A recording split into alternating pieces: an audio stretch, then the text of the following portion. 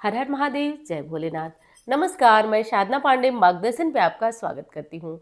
दोस्तों, मैं बात करने वाली हूँ आज एकादशी यानी कि विजया एकादशी व्रत के बारे में। विजया एकादशी जो कि फाल्गुन मास के कृष्ण पक्ष की पहली एकादशी होती है। तो फाल्गुन मास कृष्ण पक्ष में पड़ने वाली जो एकादशी होती है, उस एकादशी को हम विजया एकादशी कहते हैं। तो दोस्तों, ये एकादशी को लेकर के काफ़ी कन्फ्यूज़न है कि 6 तारीख को हमें व्रत रखना होगा, 6 मार्च को या फिर 7 मार्च को। बहुत सारे आपके प्रश्न भी आ रहे हैं कि एकादशी का व्रत हम कब धारण करें। तो चलिए आज जो है इस उलझन के बारे में बात कर लेते हैं, सुलझा लेते हैं उलझन को और जान लेते हैं कि असल में हमें एकादशी का व्रत धारण कब करना है। दोस्तों, वैसे भी एकादशी कोई साधारण व्रत नहीं है, व्रत राज कहा जाता है। व्रतों की श्रेणी में सबसे बड़ा व्रत एकादशी व्रत को कहा जाता है। इसका फायदा भी है क्योंकि ये जीते जी तो ये व्रत आपको लाभ देता ही है, साथ साथ मृत्यु के बाद भी इस व्रत का आपको लाभ मिलता है। और जैसा कि आप जानते हैं दोस्तों, एकादशी का जो नियम होता है, मतलब पूरा व्रत का अगर हम नियम कहें तो ये 3 दिनों का व्रत होता है। एक तो दशमी से शुरू होता है, एकादशी को व्रत ही होते हैं, और द्वादशी को जो पारण होता है उस पारण में भी कुछ नियम होते हैं। तो सब मिलाकर कंप्लीट कहें तो 3 दिनों का ये व्रत होता है। और इस व्रत में दशमी से ही हमें नियम प्रारंभ कर देना चाहिए।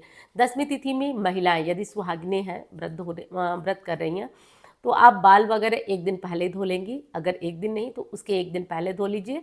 और व्रत के दिन आप कुसा या आम के पल्लों से जल थोड़ा सा छिड़क लीजिए, बस आप शुद्ध हो गई। उसके बाद दोस्तों, व्रत के दिन हम क्या करेंगे, तो व्रत के दिन जो है भगवान विष्णु की पूजा करते हैं। दशमी तिथि में एक नियम यानी एक दिन पहले ब्रह्मचर्य का पालन भी करना होता है, लहसुन प्याज नहीं खाना होता है। और जो दशमी तिथि में शाम का खाना, व्रत के एक दिन पहले शाम का जो खाना आप खाएंगे वो आप सूर्यास्त से पहले खाएंगे। उसके बाद जब रात को भूख लगती है तो दूध, चाय, फल वगैरह आप ले सकते हैं, लेकिन अनाज जो है आपको सूर्यास्त से पहले ही लेना होता है। अब दूसरी चीज़ है कि इस व्रत को आप जो है जब करेंगे, अगले दिन जिस दिन एकादशी होता है उस दिन आप संकल्प लेंगे। अब इस बार जो विजया एकादशी है वो कब, एकादशी की शुरुआत हो रही है 6 तारीख को सुबह 6:30 बजे। 6 मार्च को सुबह 6:30 बजे से एकादशी तिथि प्रारंभ हो रही है और ये ख़त्म होगी 7 मार्च को। ठीक है, 7 मार्च को ख़त्म होगी। अब इस अनुसार जो गृहस्थ जनों के लिए एकादशी होगी वो 6 मार्च की होगी।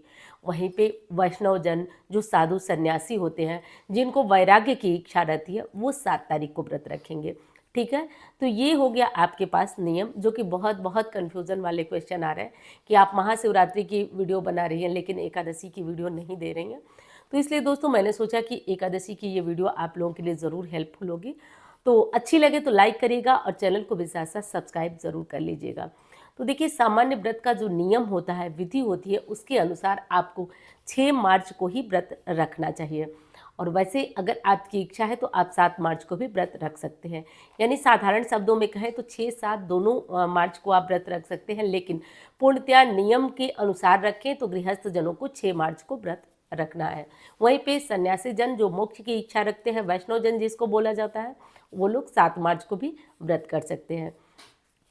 व्रत के दिन यानी 6 या 7 मार्च को जब भी आप व्रत रखें, सबसे पहले आप सुबह नहा धो करके और सूर्य नारायण को जल दें। तुलसी में जल वगैरह नहीं देना है, सभी जानते हैं, लेकिन शाम को एक दीपक जरूर जलाइए।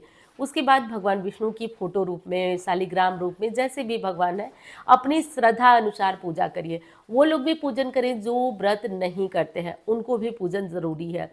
जो व्रत नहीं रखते हैं उनको भी इसी तरह पूजा करना है। बस आप चावल खाने में नहीं खाएंगे, बाकी आप सारी चीज़ें खा सकते हैं। हाँ, चावल आपको बिल्कुल भी खाने में नहीं खाना है, न दान करना है। देवी देवताओं को भी अन्न का भोग आपको नहीं लगाना है। लड्डू गोपाल जी को छोड़ करके अन्न का भोग नहीं लगाया जाता है, क्योंकि सभी देवताओं का एकादशी उपवास माना जाता है।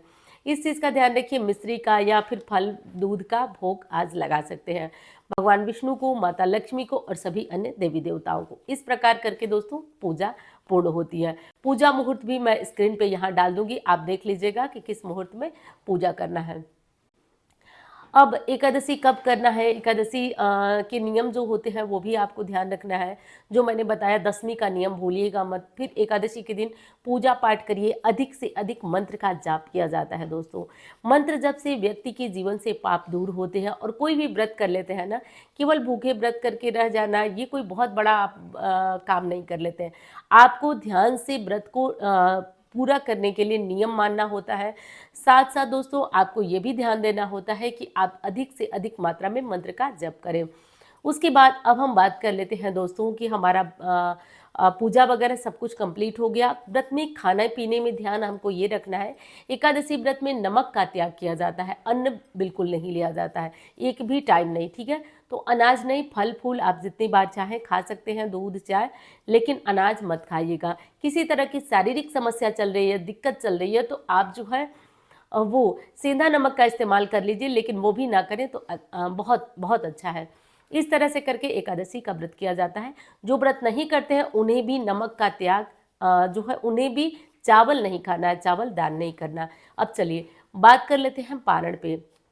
तो जो लोग व्रत का पारण करने वाले हैं और 6 तारीख को व्रत रखे हैं, तो उन्हें पारण कब करना है? उन्हें 7 तारीख को पारण करना है। और 7 तारीख को पारण कब करना है?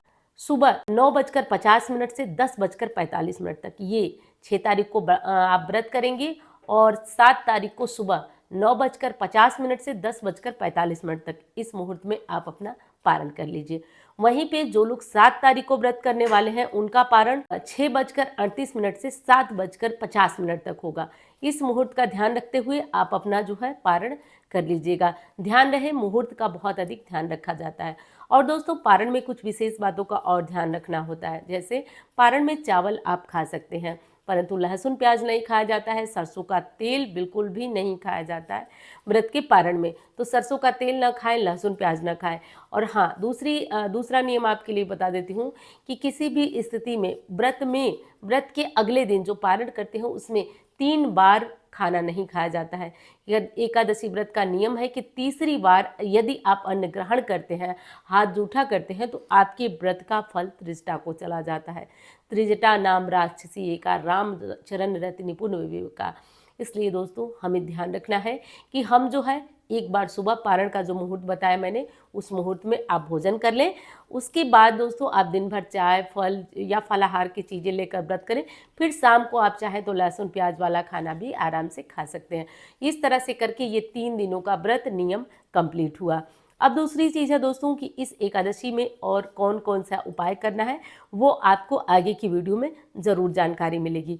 तो उपायों के लिए जो है आप चाहें तो चैनल को सब्सक्राइब कर लीजिए, क्योंकि अभी जो है एकादशी व्रत में काफ़ी टाइम है। और मैं मिलती हूँ आपसे किसी अन्य वीडियो में।